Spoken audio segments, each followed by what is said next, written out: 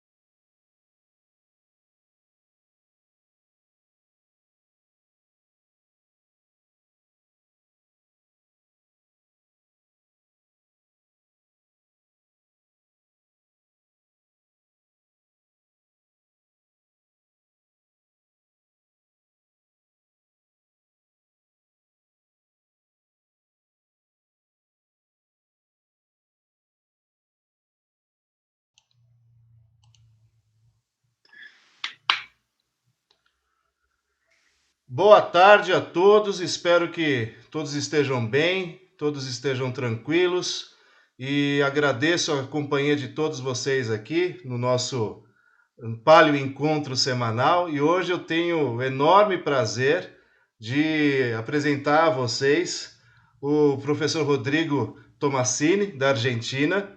Ele está aqui para nos brindar com uma excelente palestra sobre tafonomia.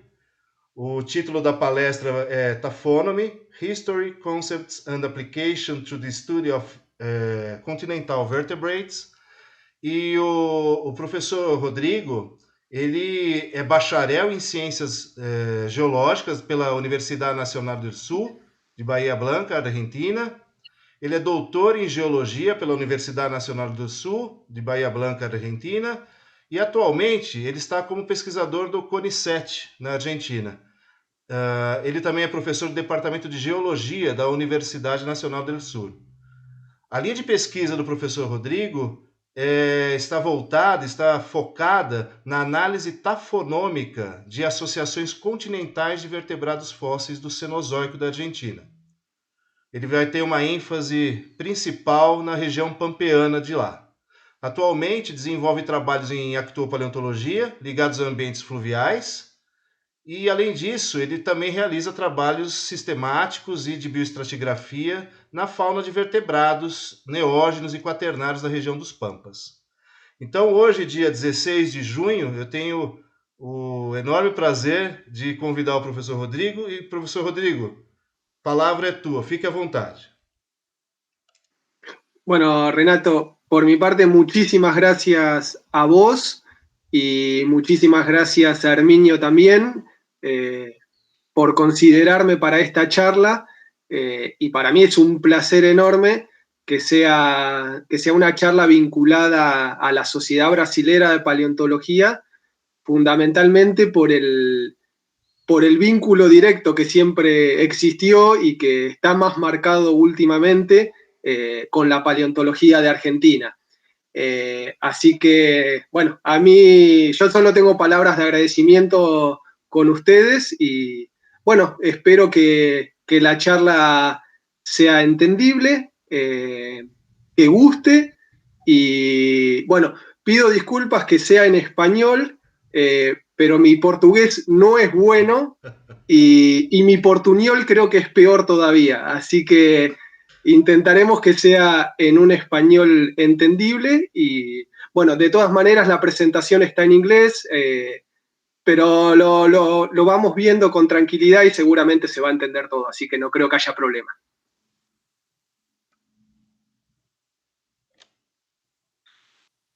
Eh, Te voy compartiendo ya el PowerPoint, así si te parece, Renato, arrancamos. Sim, pode compartilhar. Se há algum problema, eu aviso você. Eu não estou vendo a tela, Rodrigo. Perfecto.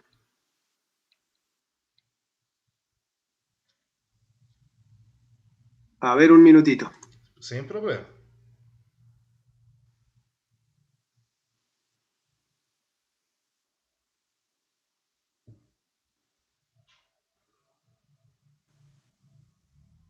Ahí ya se ve, Renato. Sim. Sim, estou vendo. Fique Se tranquilo, ve, perfecto. está no ar. Bueno, si te parece, arrancamos entonces. Sim, por favor. Bueno, Renato ya hizo una buena introducción de la charla, así que en realidad lo primero que a mí se me ocurrió eh, poner en esta charla o preguntarme y plantear la pregunta para todos en realidad es ¿qué es la tafonomía? Y qué involucra la tafonomía, qué campos abarca y de qué hablamos cuando hablamos de tafonomía.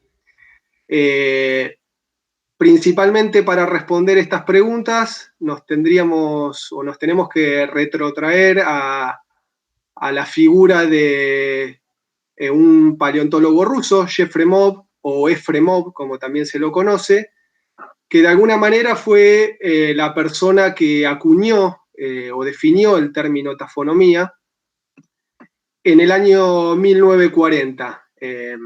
Ahí vemos el trabajo en el cual definió este término, esta disciplina, haciendo referencia a los términos tafos como enterramiento y nomos como leyes. Es decir, que la tafonomía abarca las leyes del enterramiento de los organismos. En ese trabajo, Efremov plantea que la tafonomía se encarga del estudio de la transición de los restos de animales desde la biosfera a la litósfera. Pero bueno, habla en este caso o en este trabajo de restos de animales, como vemos ahí. Lo que hay que preguntarse también es qué pasa con otros organismos y si este pasaje de la biosfera a la litósfera involucra solo pérdida de información o otras cuestiones. Además, en ese trabajo, Efremov también da otras definiciones interesantes para la tafonomía, indicando que es una disciplina que pertenece a la paleontología, pero como vamos a ver, también involucra a la antropología, a la arqueología y a la zooarqueología. Además, bueno, analiza los procesos de enterramiento, como dijimos anteriormente. De todas maneras, si bien Efremov fue el que definió, el que acuñó el término tafonomía, cuestiones vinculadas a esta disciplina ya aparecían previamente en la historia de la ciencia. En el caso de Darwin, podemos decir que fue un muy buen tafónomo, porque aplicó muchos conceptos de tafonomía en sus en su viaje en el Beagle, en sus observaciones en distintos lugares de Sudamérica, y fundamentalmente en la zona de Punta Alta, en Argentina, en la provincia de Buenos Aires. Darwin recolectó muchísimos restos fósiles del Pleistoceno tardío, fósiles de vertebrados y de bivalvos. Y en sus anotaciones dejó indicadas muchas referencias que nosotros en la actualidad podemos involucrar dentro del campo de la tafonomía. Ahí tenemos un par de anotaciones de Darwin. Vemos que hace referencia a cuestiones vinculadas a la tafonomía, como el tipo de enterramiento que tenían los restos, en qué posición estaban, si algunos aparecían articulados o aislados y dispersos, la cantidad de materiales que aparecía en determinadas áreas. Acá vemos otros comentarios más donde indica la condición en la que se encontraban los restos, si emitían olor o no, el tipo de individuos a los que estaban asociados. Incluso en este párrafo de acá abajo podemos ver que son todas interpretaciones vinculadas directamente a la tafonomía, de acuerdo a las observaciones que él iba viendo en esos restos. Él hace referencia a partir de cómo estaban preservados los restos, hace interpretaciones de cómo habrían llegado a esos depósitos, de cómo se habían preservado y qué fue lo que les pasó en cada momento a esos materiales. Así que sin dudas los aportes de Darwin a la tafonomía fueron muy importantes. Pero vamos más atrás y encontramos más referencias vinculadas a los aspectos tafonómicos de distintos tipos de fósiles.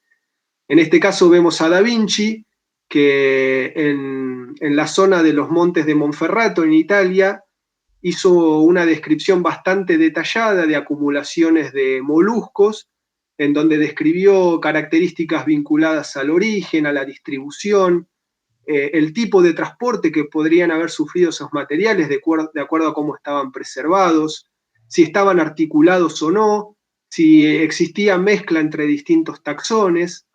Y todas esas observaciones que hizo en base a las acumulaciones fósiles, las relacionó con las acumulaciones de moluscos modernos que veía en la zona. Entonces, a partir de las características que veía en los fósiles, sumado a cómo él encontraba las asociaciones de moluscos modernos de la región, determinó que esas acumulaciones fósiles no podrían estar directamente vinculadas al diluvio bíblico como se venía proponiendo hasta el momento. Es decir, que en base a observaciones directamente vinculadas a la tafonomía y que se asocian a cómo los restos estaban preservados, Da Vinci hizo interpretaciones en relación al real origen de estos restos o a lo que él interpretó como el real origen de estos materiales. Bueno, acá lo que vemos en esta diapositiva son algunas otras definiciones de tafonomía que se fueron acuñando a lo largo del tiempo, fundamentalmente a partir de fines de la década de 1970 y inicios de 1980. De alguna manera, lo que podemos ver tanto para lo que sería la escuela americana como para la escuela europea de tafonomía es que con algunos matices mantienen la idea original de lo que definió Efremov. Vemos que en estas definiciones se van agregando algunas cuestiones, se van de alguna manera perfeccionando algunos términos, pero al fin y al cabo la definición se va manteniendo constante. En algunos casos a diferencia de lo que dice Efremov, en estas definiciones no solo se involucra a animales, sino también a otros organismos.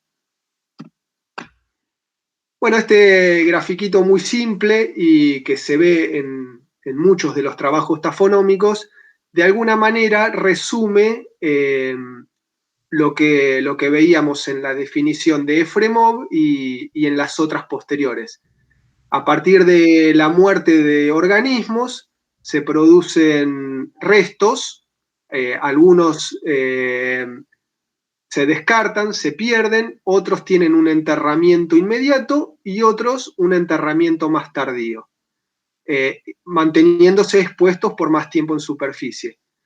De alguna manera, los restos que no se destruyen en el tiempo que están en superficie terminan siendo enterrados y pasan al campo, como decía Fremont, de la litósfera. Allí, una vez enterrados, también sufren modificaciones por procesos post-enterramiento que lo que genera es que en algún momento terminen convirtiéndose en fósiles. Y finalmente llega el momento de la acción de los paleontólogos que generan la colecta y forman la muestra paleontológica, que es lo que después terminamos estudiando para reconstruir toda esa historia. Un ejemplo un poquito más didáctico de lo que es el paso de la biosfera a la litósfera de los materiales y cómo se puede llegar a interpretar una historia tafonómica en base a cómo se preservan los restos. Pero bueno, vimos que Efremov decía que la tafonomía era el estudio de la transición en todos sus detalles de los restos animales que pasan de la biosfera a la litósfera. De esta manera, tomando en cuenta esta definición y pensando en restos de animales, nosotros encontramos muchos estudios tafonómicos en los que podemos ver análisis sobre restos de vertebrados marinos, análisis tafonómicos sobre dinosaurios, sobre restos humanos vinculados a la arqueología, incluso sobre invertebrados. Hay muchos estudios tafonómicos sobre trilobites, sobre insectos, sobre moluscos. Bueno, hay una gran variedad. Eso teniendo en cuenta, de acuerdo a la definición de Fremont, los restos animales que de alguna manera son más comunes. Pero también los estudios tafonómicos pueden realizarse sobre otro tipo de organismos, como son los radiolarios, como son los foraminíferos, como son las diatomeas, incluso también no solo sobre las trazas, sobre los restos de animales, sino también sobre sus trazas, es decir, sobre las evidencias de actividad de animales que han quedado en el registro fósil. Hay estudios tafonómicos sobre huellas de mamíferos, sobre huellas de dinosaurios, sobre huevos de dinosaurios, sobre cualquier tipo de traza prácticamente se puede hacer un buen estudio tafonómico. También sobre restos de macroflora e incluso hay análisis tafonómicos sobre restos de polen. Así que en realidad, como veíamos en otras de las definiciones más modernas que se modificaban de la de Fremont, en realidad los estudios tafonómicos no involucran solo restos de animales, sino restos de distintos tipos de organismos. Hay que tener en cuenta en realidad también que en un principio la tafonomía o los estudios tafonómicos involucraban estudios muy sencillos que se centraban en describir cualitativamente y a veces cuantitativamente el registro fósil, pero que no entraban en mucho detalle más que esa descripción. Sin embargo, después de que se define una teoría tafonómica, todo esto a partir del trabajo de Fremont y como comentábamos recién, a partir de fines de la década del 70, principios del 80, Lo que se logró o lo que se empezó a transmitir es que la tafonomía en realidad toma o puede tomar información desde un montón de otros campos vinculados a las ciencias de la Tierra, como la sedimentología, la estratigrafía, la ignología, la ecología, y que a partir de ahí puede resolver distintos tipos de problemas paleobiológicos, que no es necesariamente que uno se quede en una simple descripción de lo que ve en los restos fósiles, sino que en realidad lo que puede hacer es definir y resolver distintos problemas. Problemas paleoecológicos, problemas evolutivos, problemas de bioestratigrafía e incluso hasta problemas taxonómicos también. Es por eso que si uno se pone a buscar bibliografía tafonómica va a encontrar que en los últimos años han salido muchísimos papers y se han publicado muchísimos libros tafonómicos relacionados con distintas líneas de investigación dentro de este campo. Ahora, tomando en cuenta algunas definiciones de un tafónomo que tiene mucha relevancia, un tafónomo español, él propone de alguna manera que si uno siguiera un desarrollo sistemático y evolutivo de la tafonomía, habría que tener en cuenta en realidad que la tafonomía, como dice ahí, no es simplemente una destrucción de información, sino que en realidad la tafonomía lo que hace es aportar información desde otra perspectiva.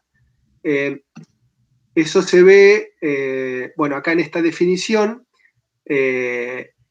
donde se plantea que en realidad la tafonomía aporta información a distintos campos, al campo de la bioestratigrafía, al campo de la paleoecología, a los análisis paleoambientales, y de alguna manera eso se ve reflejado en la diferencia entre los trabajos preliminares o en los primeros trabajos que surgieron de la tafonomía y los que se están realizando en las últimas décadas.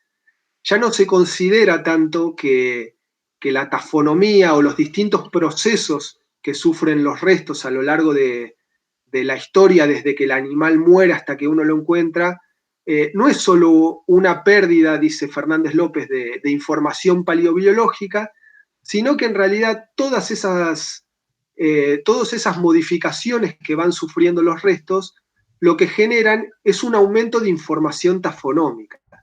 O sea que lo que uno tendría que intentar hacer cuando hace estudios tafonómicos, y esto de alguna manera es un criterio personal, es no pensar que la tafonomía es igual o implica destrucción, sino que lo que genera es que haya una ganancia de otro tipo de información.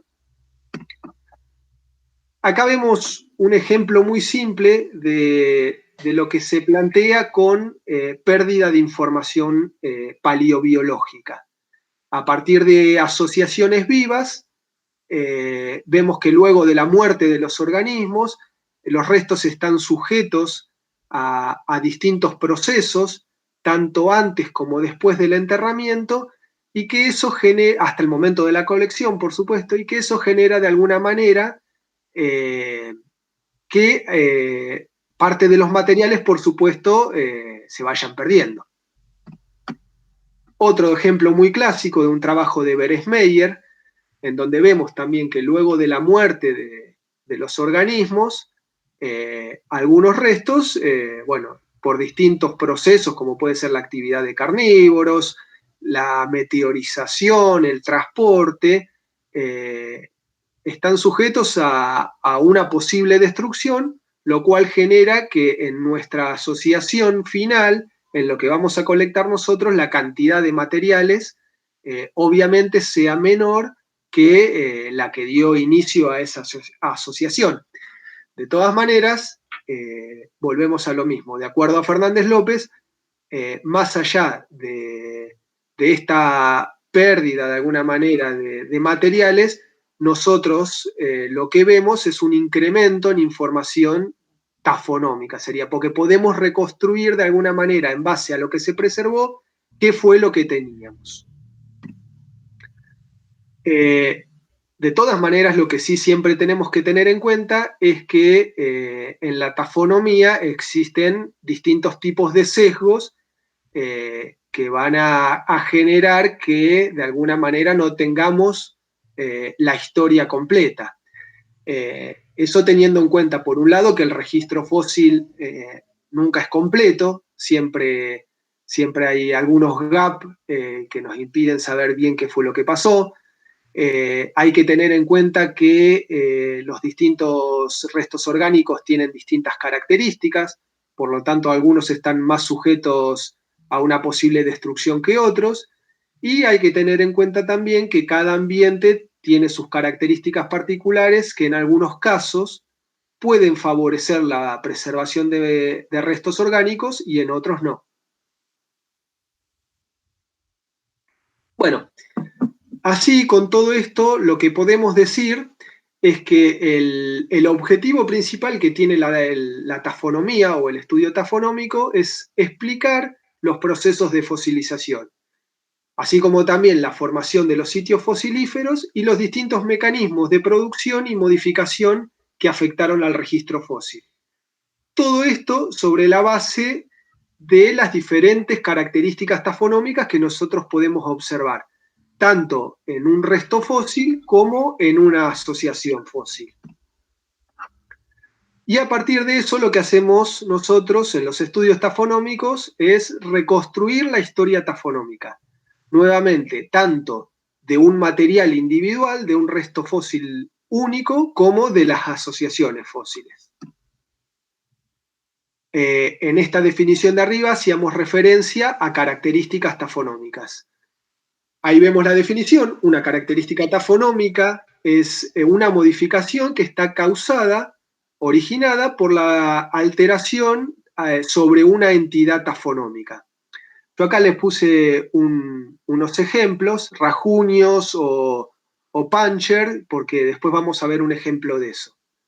Y en algunos casos, a partir de estas características tafonómicas, de estos atributos tafonómicos, podemos definir el agente que estuvo involucrado y el proceso. En este sentido, el agente tafonómico es la causa inmediata de esta modificación que nosotros estamos viendo en el material, en el resto orgánico. En este caso, vinculado a los puncher y a los scratch, yo les puse un predador, por ejemplo, como una hiena. Pero bueno, como agentes tenemos tanto físicos como biológicos y químicos. Y un proceso tafonómico es la acción dinámica de este agente, que en este caso puede ser cortar, masticar. Y a partir entonces de una acumulación o de un set de eventos sucesivos vinculados a distintos agentes y procesos, es que nosotros podemos reconstruir la historia tafonómica. Esto en relación, este ejemplo es en relación a lo que veíamos recién. En los distintos huesos nosotros observamos distintas características u atributos tafonómicos, como el tipo de margen que presentan los huesos, o los puncher, las perforaciones, que en este caso vemos que están vinculadas a un agente, que en este caso es una hiena, y a un proceso, que en este caso en particular para la hiena es la masticación, la mordedura o la rotura de los huesos. Entonces, vimos que una historia tafonómica la reconstruimos a partir de distintos agentes, procesos y atributos, los cuales, como veíamos desde las definiciones originales, se producen luego de la muerte de los organismos. De alguna manera, teniendo en cuenta esto, es que se propuso dos etapas para analizar los agentes, los procesos y los atributos tafonómicos. La etapa bioestratinómica, que involucra el preenterramiento, y la etapa fósil diagenética, que involucra las cuestiones postenterramiento. Sin embargo, lo que hay que tener en cuenta es que en algunos casos, fundamentalmente de acuerdo a cada investigador y a cada observación que se hace, es que en algunos casos estas definiciones de 2 estadios consecutivos se vuelve un poco ambiguo. Entonces, lo que hay que tener en cuenta, partiendo de esta premisa de bioestratinomia y de fósil diagénesis, es algunos conceptos que son importantes, como el de la biocenosis, que es un conjunto de organismos que viven juntos en una localidad. Esto me olvidé de ponerlo en inglés. La tanatocenosis, que es el conjunto de organismos que murieron juntos o asociación muerta. La tafocenosis es el conjunto de restos orgánicos que se enterraron juntos. Y la orictocoenosis, que es el conjunto de fósiles que se encuentran juntos en un afloramiento rocoso. ¿Esto por qué lo planteamos? Porque en realidad, teniendo en cuenta la ambigüedad de la que hablábamos para las cuestiones bioestratinómicas y fósil diagenéticas, podemos ver en distintos análisis que se han hecho, y esto pasa generalmente, es que distintos aspectos tafonómicos a veces caen, de acuerdo al investigador, dentro del campo de la bioestratinomia o dentro del campo de la fósil diagénesis. Vemos que en algunos casos, como en el ejemplo este de Fernández López, la fósil diagénesis no involucra solo procesos post-enterramiento, sino que también abarca algunos procesos preenterramientos. Y así lo podemos ver con distintos ejemplos. Fundamentalmente acá también entra la problemática de cómo considerar las cuestiones vinculadas al retrabajo de materiales o a la reelaboración. Es decir, a materiales que fueron enterrados, pero que por distintos procesos terminaron siendo exhumados nuevamente y otra vez enterrados. A veces la historia tafonómica se complica un poco, así que de alguna manera también las cuestiones bioestratinómicas y fósil diagenéticas dependen de la visión de cada investigador. Bueno, y acá vemos un ejemplo un poquito más sencillo de las distintas etapas por las que pasan los restos orgánicos. Y un poquito más necrológico, otro ejemplo vinculado también a las distintas etapas y a lo que puede abarcar la paleoecología y a lo que puede abarcar de alguna manera la tafonomía. Este es un esquemita bastante completo que también es de Sixto Fernández López y que de alguna manera refleja bien lo que fue considerando cada autor en relación a lo que abarcaba la tafonomía y a lo que involucra el campo de la bioestratigrafía, de la bioestratinomía y de la fósil diagénesis. Fíjense que en algunos casos la fósil diagénesis o la diagénesis es a partir del enterramiento final, en otros casos la fósil diagénesis arranca a partir del enterramiento primario, o incluso en algunos casos lo que sería preenterramiento está considerado como tafonomía y el postenterramiento como diagénesis. Bueno, es un claro ejemplo, en algunos casos también se involucran los términos de necrólisis, así que lo que vemos es un claro ejemplo de cómo estas definiciones pueden ir variando de acuerdo a la visión particular de cada investigador. Además de los procesos, de los atributos tafonómicos que vemos en los restos fósiles, también hay que considerar algunas cuestiones vinculadas a las asociaciones en su conjunto, que están vinculadas a a la fidelidad espacial, o también considerado como mezcla espacial de materiales. En ese sentido hay algunos términos bastante clásicos que se utilizan como autóctono, alóctono y parautóctono, y al tema de la resolución temporal o time averaging, que lo vamos a ver un poquito más adelante. Bueno, acá hay un ejemplo muy simple de lo que hace referencia al time averaging, que en realidad, como vemos, en un depósito, salvo que la acumulación haya sido espontánea, siempre hay tiempo involucrado, por lo tanto siempre vamos a tener time averaging. Y bueno, cuando se involucran para comparar distintos afloramientos rocosos de asociaciones que puedan ser vinculadas, pasamos a tener un time averaging analítico. Obviamente el time averaging va a depender del tipo de asociación que tengamos.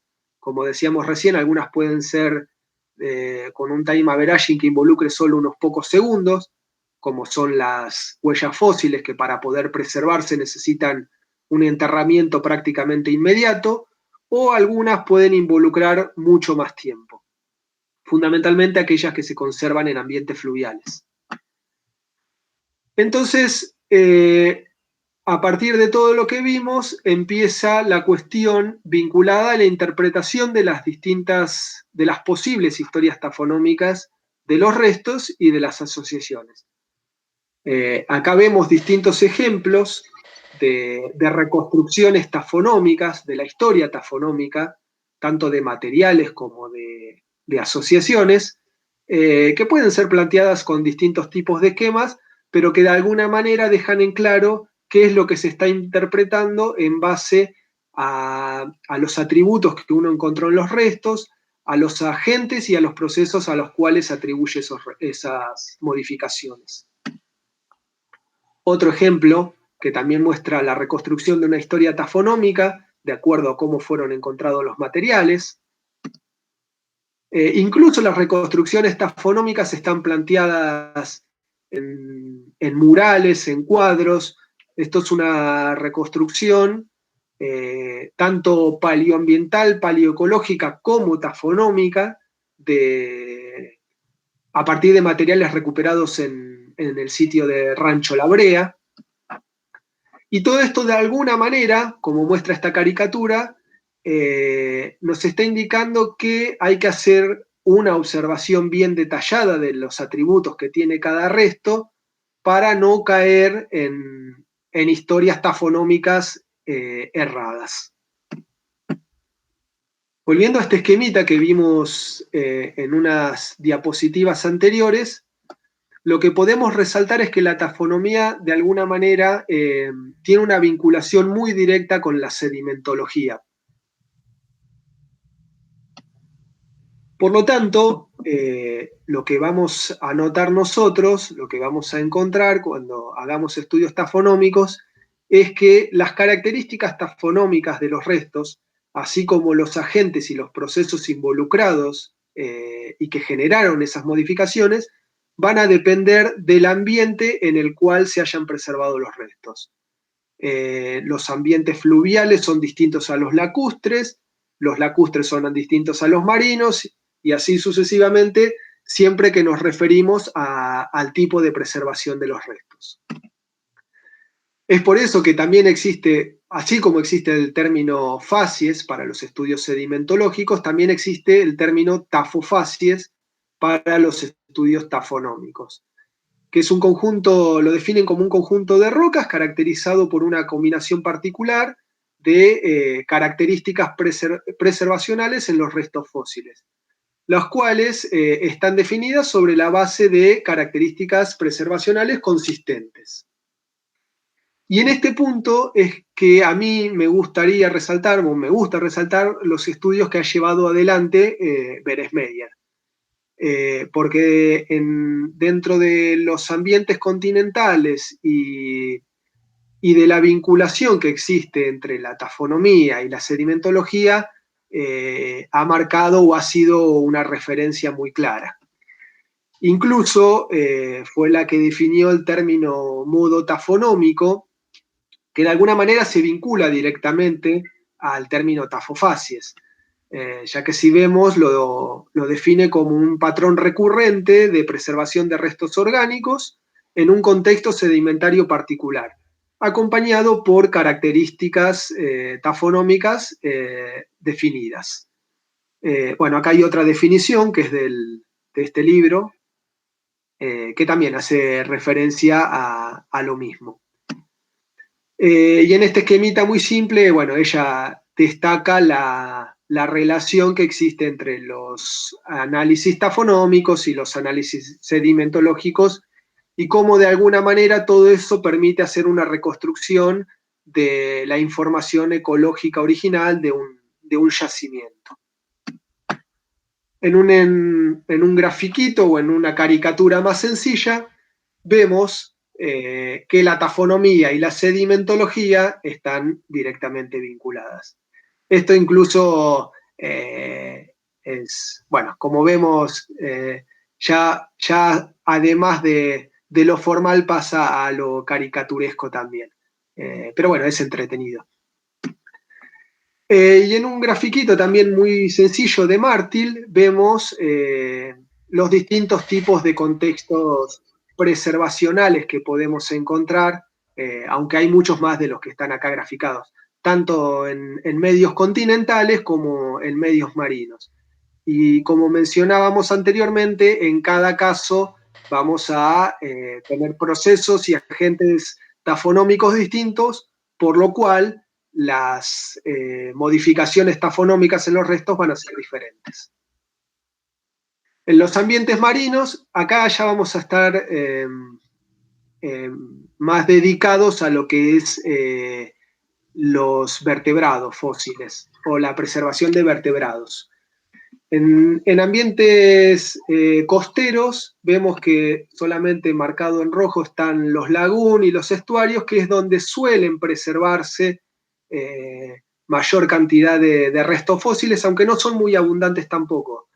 Esto fundamentalmente porque cualquiera de estos 4 subambientes acá indicados son muy dinámicos, tienen mucha energía y por lo tanto no favorecen la preservación de restos óseos. La cosa cambia en los sistemas, en los ambientes fluviales y deltaicos. Vamos a ver que hay un sesgo bastante marcado de información ahora en las siguientes diapositivas, porque es el ambiente en el cual son muchísimo más comunes los restos fósiles de vertebrados. Fundamentalmente en los subambientes vinculados a los canales, a las barras y a los rellenos de canales abandonados. Aunque también los restos de vertebrados suelen ser abundantes en las planicies de inundación. Obviamente, la preservación y las características preservacionales de esos restos y de las asociaciones de vertebrados van a depender en este caso del tipo de sistema fluvial que tengamos. Si es recto, si es meandriforme o anastomosado, o, bueno, de acuerdo a cada una de esas características. Entrelazados, perdón. Acá vemos distintos ejemplos de sistemas fluviales mostrando cuáles son los distintos subambientes en los cuales pueden preservarse restos fósiles. Desde ya, como indicábamos antes, las características tafonómicas van a variar notablemente entre, por ejemplo, un subambiente de canal y un subambiente de llanura de inundación. Un esquema de Beresmeyer refleja de forma bastante completa cuáles son los distintos mecanismos por los cuales se preservan los restos en un ambiente fluvial. Acá vemos que puede ser por un enterramiento directo de restos en la llanura de inundación, por la caída de materiales que se encontraban en la llanura de inundación dentro del canal, por erosión fluvial del canal sobre los bordes del canal y la erosión de los materiales ya enterrados, o por erosión de las barras, o por caída directa, como dice acá, de algunas carcasas dentro del canal. Bueno, lo que vemos es algunas reconstrucciones tafonómicas realizadas a partir de estudios hechos en distintos sistemas fluviales.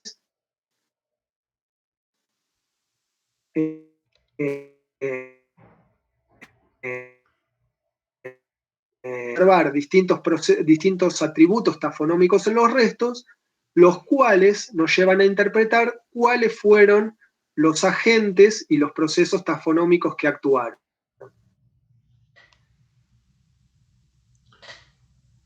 Y eso vinculado a las que conservan esos restos es que nos permiten realizar este tipo de interpretación. Bueno, acá simplemente algunos trabajos realizados sobre ambientes fluviales. Acá pido perdón por la autorreferencia, pero era más fácil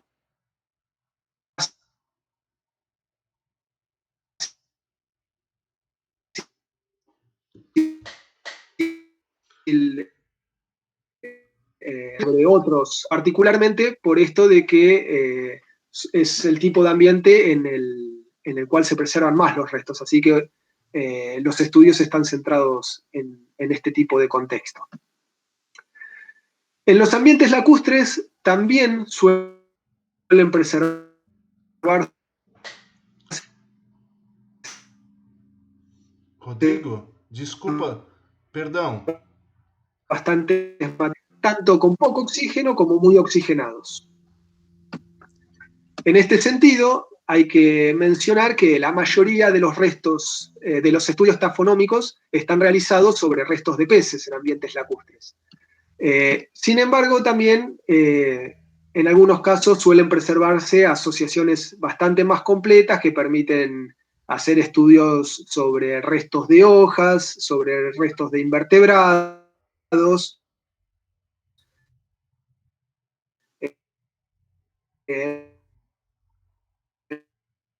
polen, asociaciones. E incluso en algunos casos tenemos estudios más detallados, más específicos, que involucran, por ejemplo, preservación de plumas, o en algunos otros casos la preservación es tan buena y tan completa que terminan transformándose estos ambientes en verdaderos Lagerstätten. Así que los estudios tafonómicos suelen dar muy buenos resultados. Los ambientes volcánicos, desde ya que no son ambientes muy propicios para la preservación de restos fósiles de vertebrados, lo más común es que se preserven en zonas donde hay caída primaria de ceniza volcánica o en sectores vinculados a lagos. De alguna manera, el ejemplo más clásico que hay de preservación en ambientes volcánicos está relacionado a la explosión del monte Vesubio. Los ambientes eólicos no suelen preservar tampoco muchos restos, al menos óseos, de vertebrados, pero en algunos casos, como este ejemplo en la provincia de La Pampa, en Argentina, que ha permitido recuperar restos muy completos de fauna cuaternaria. Ahí vemos un cráneo de un megaterio completito que estaba asociado a varios restos postcranianos. Lo que sí es un poco más común en este tipo de ambiente es la preservación de huellas de vertebrados, fundamentalmente en la zona de la interduna. Otros tipos de contexto, bueno, tenemos un ejemplo clásico que es el de Rancho La Brea, donde se han preservado miles y miles de huesos. Estos tar pit han funcionado como trampas para vertebrados que se acercaban. Hay preservación de megafauna, hay preservación de microfauna, de aves, reptiles. Bueno, hay de todo. La verdad que también es un verdadero, es un tesoro este yacimiento. Bueno, y ahí volvemos a la reconstrucción que veíamos hoy. Otro tipo de contexto preservacional son las acumulaciones generadas por los depredadores o por los carroñeros. Hay numerosos estudios que se han hecho sobre tafonomía en coprolitos, tafonomía en egagrópilas de aves rapaces e incluso tafonomía sobre restos de presas no consumidas que han dejado estos depredadores o carroñeros. También los restos de vertebrados son comunes de preservarse en cuevas, tanto generadas por procesos físicos como en cuevas o galerías generadas por procesos biológicos. Bueno, este es un ejemplo de unos colegas brasileros y este es un ejemplo de preservación de huesos de vizcachas en cuevas del Holoceno de la región pampeana. Y acá destaco también un contexto tafonómico que ha sido intensamente estudiado en los últimos años y de una manera excelente por un colega y amigo brasilero, Herminio, que bueno, ha excavado en numerosos tanques en Brasil y ha hecho estudios tafonómicos de mucho detalle sobre la megafauna del Pleistoceno de Brasil, de distintas regiones de Brasil. Y que, bueno, se han vuelto una referencia realmente. Bueno, en este resumen, en esta tablita, se resume un poquito las cuestiones vinculadas a la mezcla temporal y a la mezcla espacial para cada uno de los contextos tafonómicos que fuimos viendo, incluyendo, bueno, los tanques naturales que mencionábamos recién. Vamos a ver también que no solo los atributos y los procesos tafonómicos varían en cada tipo de ambiente, sino que también la resolución temporal y la resolución espacial es distinta. Bueno, el grafiquito este de alguna manera resume también lo que veíamos en esa tabla. Podemos ver como en distintos tipos de contextos preservacionales, como los canales, las llanuras de inundación, o en este caso las huellas, cómo la mezcla espacial y la mezcla temporal varía.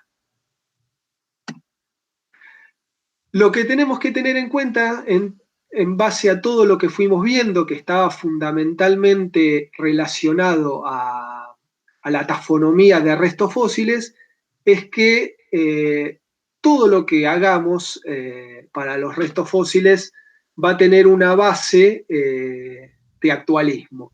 Es por eso que también se acuña el término de actuotafonomía, definido por Efremov también. ¿Por qué? Porque la tafonomía de alguna manera se basa en las investigaciones actualísticas y en el uniformitarismo. Es decir, en la naturaleza de eventos pasados, que la naturaleza de eventos pasados puede ser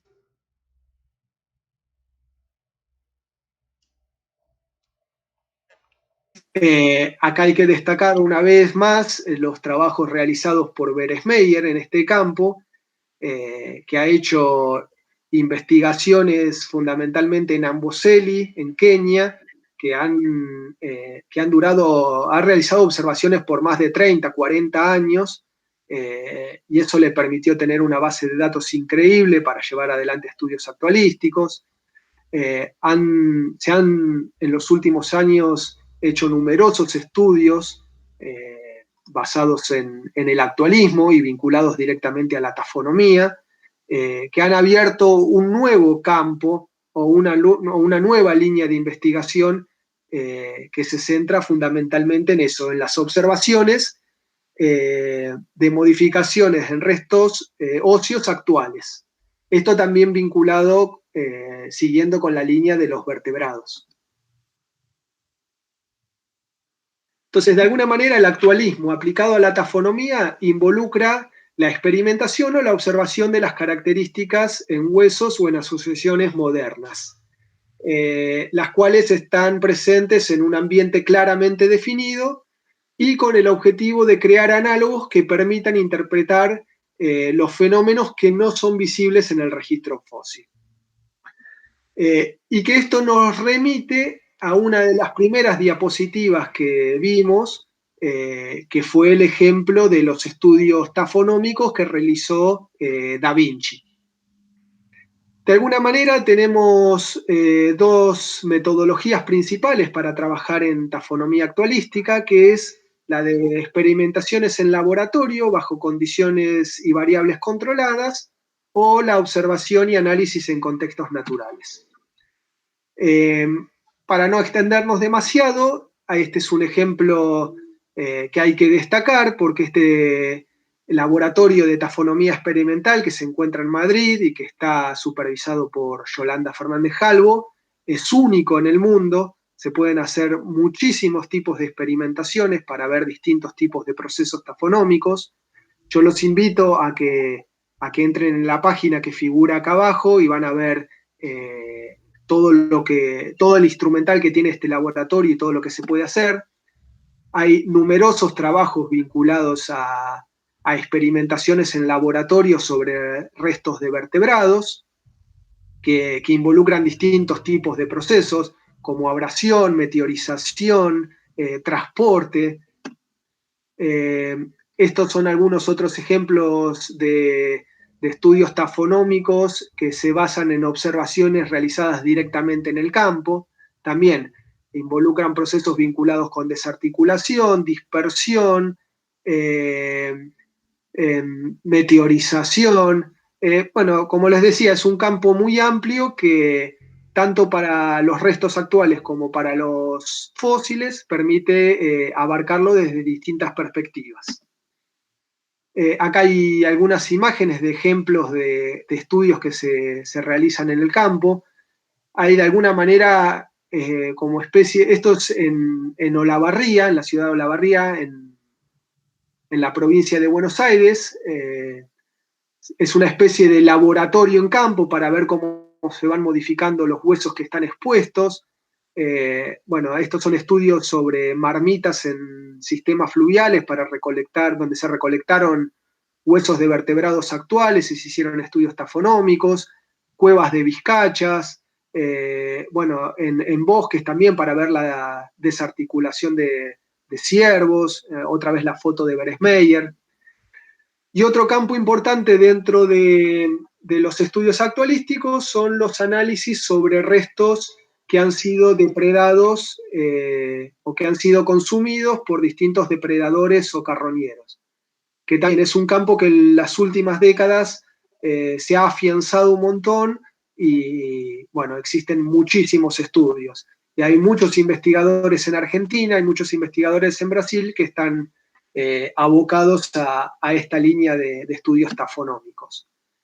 Vemos que se basan fundamentalmente en el estudio de los grados de digestión que tienen los dientes o los restos óseos que han sido consumidos, el tipo de fractura que presentan los materiales craneanos y postcraneanos, o la abundancia relativa de los restos que se preservan. Como veíamos, esto es tanto en coprolitos y en egagrópilas fósiles como en heces y en regurgitaciones de depredadores actuales. Y acá hay que destacar que no solo la tafonomía está involucrada en la investigación, sino también en la educación. Y este es un ejemplo muy lindo y muy didáctico que también los invito a que lo busquen, a los que están interesados en divulgar la tafonomía, porque de alguna manera, a partir de un juego que realizaron distintos docentes en las escuelas, intentaron que los alumnos, a partir de un juego de cartas, aprendieran sobre los distintos procesos químicos, físicos y ambientales que afectan a los huesos y cómo esto repercute en la preservación de los organismos y en el potencial de los mismos de ser posteriormente colectados por los paleontólogos. Así que en este caso nos vamos un poquito de la investigación y nos centramos en la docencia que sin duda tiene la misma importancia en uno u otro caso. Y finalmente, la tafonomía en los últimos años ha tenido tanta repercusión que existen revistas focalizadas totalmente en estudios tafonómicos e incluso reuniones tafonómicas. Esta que vemos acá era para realizarse este año en Madrid, pero bueno, por cuestiones que todos conocemos vinculadas a la pandemia, se pasó para el año que viene. Así que los que están o los que les gustaría estar involucrados en la tafonomía, ténganlo en cuenta. Y eso es todo. Perfeito, Rodrigo. Tá me escutando? Sí, te escucho, Sim, Renato. ó, bravo, belíssima apresentação. Muito obrigado, Rodrigo. Acho que foi uma viagem, né, no mundo da tafonomia. E eu abro agora para as perguntas que vocês quiserem fazer ao Rodrigo. Por favor, se quiserem escrever no chat, fiquem à vontade. Enquanto vocês vão escrevendo aí, eu vou perguntar para o Rodrigo uma. Rodrigo, o seguinte, antes das questões, uma colocação minha. É, A ver. é, a gente não conhece, nós aqui do Brasil não conhecemos o ambiente pampeano. E você mostrou vertebrados em dunas. Onde a Sí. gente, no ambiente pampeano, né, no lugar de pampas, quais são os ambientes onde a gente pode achar esses vertebrados? Dunas, rios, o que mais? A ver, el ambiente pampeano, que en este caso involucra gran parte del centro de Argentina, tiene registros en cuanto a vertebrados del Mioceno tardío al Holoceno. En ese lapso temporal, fundamentalmente los restos de vertebrados que nosotros encontramos están vinculados a ambientes fluviales. Hay registros de depósitos de canal, de depósitos de llanura de inundación, pero fundamentalmente o paleosuelos desarrollados en llanuras de inundación, y ahí es donde encontramos la mayoría de los restos fósiles, tanto neógenos como cuaternarios. Ese ejemplo que yo mostré de las dunas, son médanos continentales que se desarrollaron durante el Holoceno, durante el Pleistoceno tardío Holoceno, en la provincia de La Pampa, que es centro de Argentina. En ese caso en particular, que no es muy común, logró preservarse un megaterio prácticamente completo, Belíssimo. pero no es de lo más común, por eso a mí me gustó resaltarlo. Sin embargo, destaco nuevamente que la mayoría de los registros que tenemos nosotros están vinculados a ambientes fluviales. Okay. Esos ambientes fluviales nosotros los encontramos en barrancas costeras a lo largo de la costa atlántica, los encontramos en los cursos de los distintos sistemas fluviales actuales que hay en la región, o incluso en las canteras que se generan para extracción de distintos materiales para construcción. Fundamentalmente eso es lo que tenemos nosotros, tanto para el neógeno como para el cuaternario. Perfeito. O pessoal aqui está gostando, viu? A gente teve uma média de 100 espectadores e 100 pessoas que assistiram a tua palestra, né, nessa uma hora, e vários elogios. A Carol Scherer está parabenizando você, falando que sua charla, sua palestra foi excelente. Parabéns. E Gracias. outras pessoas também, o Porpino tá agradecendo a sua presença, o Hermínio agradeceu a sua presença também, né? O Kleber Porpino, por sinal, está falando que foi uma excelente, uma maravilhosa aula de tafonomia, né? E a Ana Nogueira, da Federal do Pará, aqui do Brasil, fez uma pergunta para você. Por Sí. quais são, na verdade, as características tafonômicas em bioclastos de canais e de lagunas?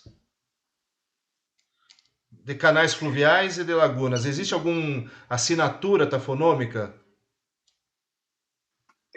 Lo que pasa que en realidad, como veíamos en una de las diapositivas, cada sistema fluvial y por lo tanto cada tipo de canal va a tener características tafonómicas particulares. Incluso cuando el tipo de canal fluvial es el mismo, depende de las características de los restos que se preservan, también las características pueden ser particulares. Lo que sí es esperable encontrar generalmente dentro de un canal fluvial es que los restos estén bastante abrasionados, redondeados, pulidos, que los restos estén fragmentados. Por lo general no vamos a encontrar restos articulados. Eh, lo que de alguna manera va a quedar en evidencia es que los materiales que se preservaron dentro de un canal fluvial de alguna manera indican cierto grado de transporte, que es lo esperable dentro de ese tipo de subambiente. Por el contrario, dentro de un sistema lacustre, es esperable, como se trata de un contexto más tranquilo, es esperable que los materiales, depende también dentro del sistema lacustre, si uno está más sobre el margen o más profundo, si puede encontrar restos articulados o no, si hubo actividad luego de la muerte de bacterias que generen desarticulación o no, pero en líneas generales uno esperaría que la preservación dentro de un ambiente lacustre sea mucho mejor, con restos más completos, con restos mejor preservados. Muchas veces lo que pasa en los sistemas lacustres, a diferencia de los canales, es que uno va a encontrar preservación por medio de impresiones y no los restos en 3 dimensiones. Eh, Son dos ambientes que de alguna manera son bien contrastables, porque fundamentalmente por el tipo de energía que se involucra en cada caso, las características de los restos van a ser bastante diferentes. Perfeito. Bem, a Ana Nogueira está agradecendo, está excelente a palestra. A Cláudia Montalvo, muito buena a tua exposição. E duas perguntas. Pero ella lo dice porque fue mi directora de tesis. Ah! Bem, eu não sei o nome da pessoa, mas Vero pergunta em espanhol para você: quais os processos tafonômicos que atuam nas lanuras de inundação, nas planícies de inundação? Bueno, de vuelta, más o menos como se dio con la pregunta anterior. En la llanura de inundación también es muy variable dependiendo el tipo de llanura de inundación y la posición dentro de la llanura de inundación. Porque incluso los sectores más próximos a los canales de las llanuras de inundación suelen presentar características tafonómicas en los restos que son muy distintas a las zonas de la llanura de inundación más alejadas al canal. Esto fundamentalmente, ¿por qué? Porque la preservación de los restos en una llanura depende en gran medida de que los restos sean enterrados cuando se producen los desbordes del canal. Cuando se producen las inundaciones, los restos son enterrados. Es decir, que los que están más cerca de los canales fluviales van a tener más posibilidades de ser enterrados que los que están más alejados. De alguna manera, por lo tanto, los que están más alejados están más sujetos a pasar más tiempo expuestos en superficie. Uno esperaría que en una llanura de inundación, en líneas generales, los restos estén expuestos a las condiciones, a las distintas condiciones meteorológicas, por lo tanto, van a sufrir meteorización, por radiación solar, por cambios de temperatura, por cambios de humedad. Están sujetos también al pisoteo por partes de otros animales, por lo tanto, van a tender a estar fracturados en algunos casos. ese mismo pisoteo o algunas leves inundaciones de la llanura generan que los materiales se desarticulen si es que no son enterrados rápidamente. Fundamentalmente los microvertebrados van a estar afectados por la actividad de los depredadores y de los carroñeros, lo cual genera también desarticulación, genera rotura. Por el contrario, no van a estar modificados, como pasaba con el caso de los canales, por el transporte, por abrasión. Generalmente los restos que encontramos en una llanura, en ese sentido, están bastante intactos. No, generalmente no los encontramos redondeados o pulidos, sino que yo diría que están más expuestos a lo que es condiciones climáticas y actividad de otros vertebrados. Perfeito. Perdão pelo meu espanhol a você e aos hermanos, mas é chanura, não lanura, por favor, desculpe. É... Mas duas perguntas, são as duas últimas perguntas. Pode ser, Rodrigo? Uma pergunta Sí, sí, sí. em espanhol de Pablo Gaudioso. Ele comenta que em ambientes lacustres são comuns os peixes. Por Sí. que esse resto de fauna não se conserva mais comumente? No, a ver, no, es que en realidad son comunes distintos tipos de materiales. Yo en realidad lo que quise decir, tal vez no me expliqué bien, es que hay muchos más trabajos sobre peces, porque en un sistema lacustre, a diferencia, en un ambiente lacustre, a diferencia de un ambiente fluvial, por ejemplo, lo que más predomina en ese tipo de ambientes son los peces en cuanto a biodiversidad. Entonces, suelen preservarse muchos peces, pero en ambientes lacustres que están vinculados a sistemas fluviales, también tenemos el aporte de los materiales que vienen desde el canal y que también pueden preservarse dentro, dentro del lago. Además de eso, sí es muy común también la preservación de materiales de moluscos, de invertebrados, de plantas fósiles, pero fundamentalmente yo hacía referencia a los peces porque en cuanto a biodiversidad es lo que abunda en un lago, en una laguna, y por lo tanto tiene más posibilidad de preservarse. Pero no está orientado fundamentalmente a peces. Perfeito. A última pergunta, então, Rodrigo, só para comentar, o Sí. Alisson, de Nova Olinda, Ceará, uma boa interpretação tafonômica só precisa do fóssil e as condições que ele mostra, né? Mas a gente pode conversar isso depois. Bem, o Celso Ximenes está agradecendo a sua palestra, o Henrique Zimmermann falou que sua palestra é maravilhosa, e a última pergunta, Rodrigo, é a seguinte: a Argentina Sí. possui muitas ocorrências de fósseis de megafauna com esqueletos quase completos, diferentemente do Brasil, onde são raros os exemplares completos. Predomina o fragmento.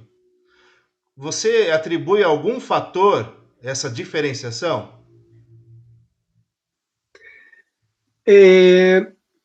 Yo creo que puede estar vinculado, no conozco totalmente de dónde vienen los registros de Brasil. Sé que hay muchos registros en cuevas Sí. o en tanques, y que de alguna manera tal vez eso no termina favoreciendo la preservación completa del organismo.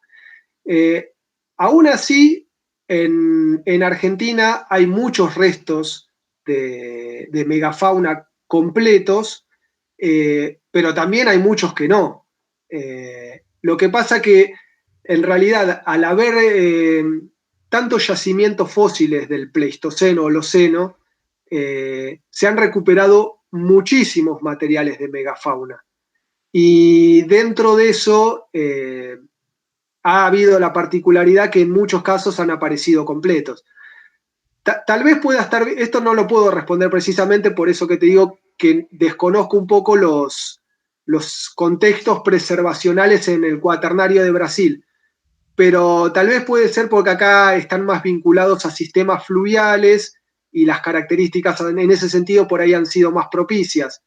Eh, Le dejo planteada la pregunta a Herminio, que lo contacte, y él probablemente le explique mejor por qué tal vez en tanques o en cuevas eh, los restos no, o los organismos no aparecen tan completos.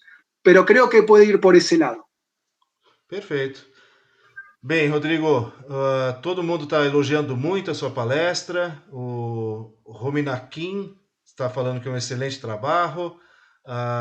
O FHS Barbosa, desculpa, eu não conheço porque está apenas o nickname, né? O FHS Barbosa também está parabenizando o seu trabalho. E a SBP agradece de verdade mesmo sua presença aqui, viu, Rodrigo? A sua palestra foi maravilhosa. Muito obrigado.